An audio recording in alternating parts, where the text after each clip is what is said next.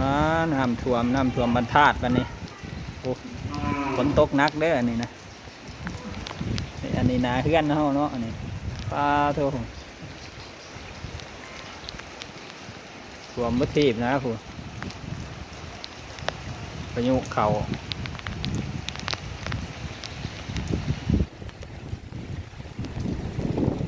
ตกเบิดคืนมื้อคืนนี่ก็ได้มื้อนี้ก็เครื่องมื้ออะไรนี่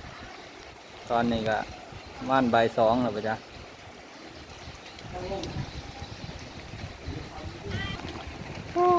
ฟองน้ำเลย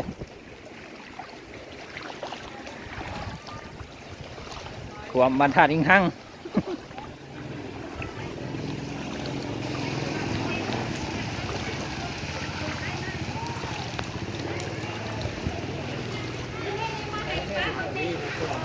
ก่อนไว้บ่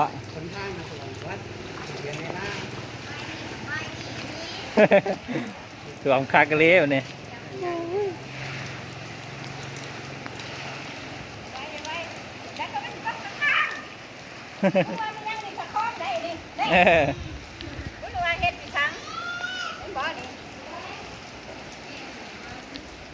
ก็ย่านฝนเนาะ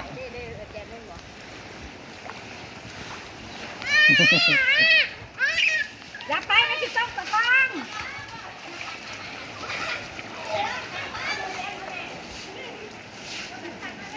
ไล่ขึ้นไปเนื้อก่อนเด้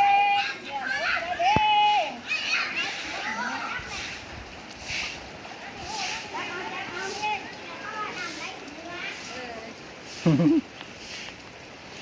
หลังจากฝนตกก็สิประมาณนี้แหละทางบุงกระท่วม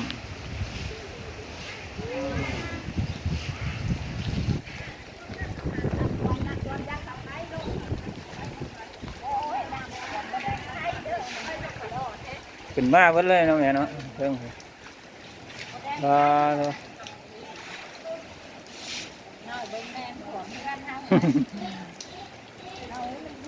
เขาแล้วนี่เขาเพื่อนเลย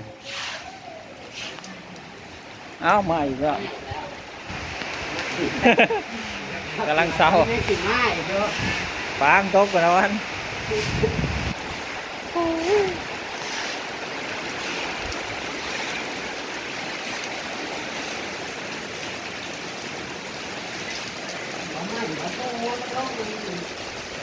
เตรียมคนเครื่องรถจอยถ้ามันตกอีกมือแรงนี่นะ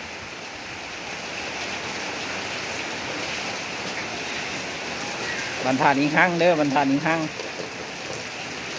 แข้งสวรรค์เขตน้ำฝนตกหนักน้ำท่วมเดี๋ยวนี้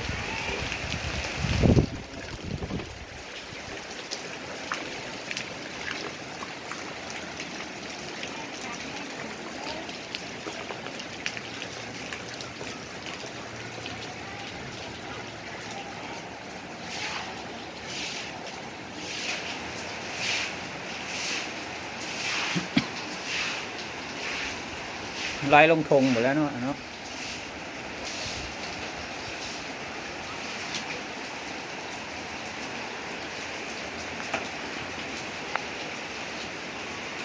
หมายังเข้าไปรีอยู่ในเฮือนหมาอะไรย่านฝน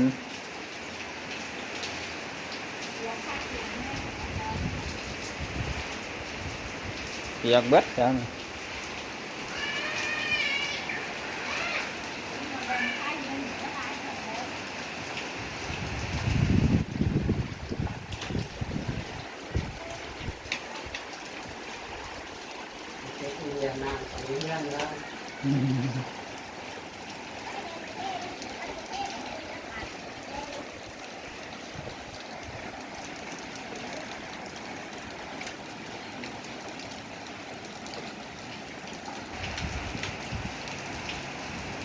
เริ่มทวีท่วมมานะสาแล้วเนาะ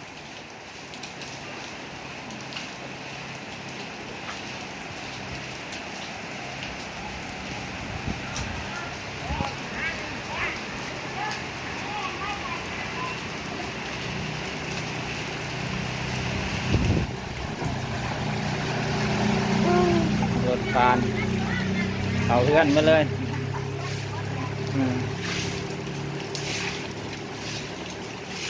เคเนาะพี่น้องสำหรับคลิปนี้ก็ขอจบไว้เพียงเท่านี้ถ้าใครมักก็อย่าลืมกดไลค์กดแชร์กดติดตามให้เด้อพี่น้องเด้อไปแล้วพี่น้องไปแล้ว